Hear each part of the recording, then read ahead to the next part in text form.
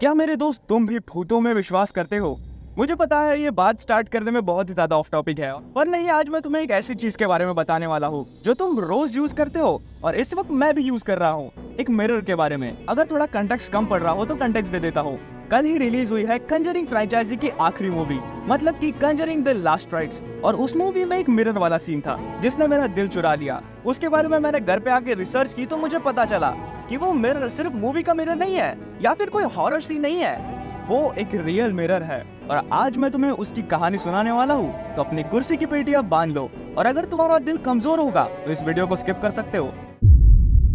कल ही मैंने देखी है Conjuring the last rites movie, और मूवी की स्टोरी उतनी ज्यादा बढ़िया नहीं है, पर कैमरा मोमेंट्स, हॉरर एलिमेंट्स और जंप स्केयर लाजवाब है। स्पेशली मुझे वो वाला जंप स्केयर मोमेंट पसंद आया जो मिरर वाला था, जिसके ऊपर मैं वीडियो बना रहा हूँ। मुझे तो वो मोमेंट बहुत ही ज्यादा पसंद आया। थिएटर में सब चिल्ला रहे थे, पर मुझे बाद में पता चला कि वो जो मिरर दिखाया गया है वो सिर्फ कोई लिखा हुआ सीन नहीं है या फिर कोई बनावटी सीन नहीं है, वो एक्चुअल में एग्जिस्ट करता है और एड और लॉरेन वॉरेन के केस से बहुत ही डीपली जुड़ा हुआ है। तो आइए इसके बारे में बात करते हैं। हॉन्टेड मिरर्स का कंसेप्ट नया नहीं है, ये बहुत पहले से एग्जिस्ट करता है, या फिर बोलूं बहुत ही ज्यादा पहले से एग्जिस्ट करता है। हिस्ट्री में इसके तुम्हें बहुत सारे सबूत मिल जाएंगे। ये बहुत सारे रिचुअल्स में, एक्सॉर्सिज्म में और सिंस में यूज होता था। पुराने जमाने के लोग मानते थे कि मिरर एक गेटवे है हमारी डायमेंशन और मरे हुए लोगों के डायमेंशन में, या फिर बोलूं आफ्टर लाइफ के डायमेंशन में। अगर एक इंसान मर जाता है तो वो मिरर के थ्रू उस डायमेंशन में पहुंच जाता है, या फिर सिंपली बोलूं अगर कोई इंसान मर जाता है तो उसकी आत्मा उस डायमेंशन से दूसरे डायमेंशन में पहुंच जाती है, आफ्टर लाइफ डायमेंशन में। और ये काम करता है टू वे स्क्रीन की तरह, या फिर बोलूं टू वे मिरर की तरह। तुम उन्हें देख सकते हो, वो तुम है। पर कभी कभी होता ऐसा है कि अगर मरने के बाद आदमी उस स्क्रीन में फंस जाए या फिर उस मिरर में फंस जाए तो वो हमेशा के लिए वहां पर कैद हो जाता है। और इस चीज को जस्टिफाई करती है वो वाला रिचुअल। जब तुम्हारे घर में कोई मर जाता है या फिर किसी की डेथ हो जाती है तब आईनों को कवर कर दिया जाता है। हमारे यहाँ पे तो ऐसा ही होता है। अगर तुम्हारे यहाँ पे भी होगा तो कमेंट सेक्शन में जरूर बताना।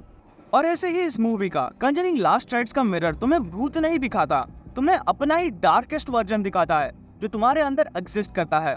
तुम्हारा गिल्ट, तुम्हारा डर और तुम्हारी सबसे बड़ी कमजोरी।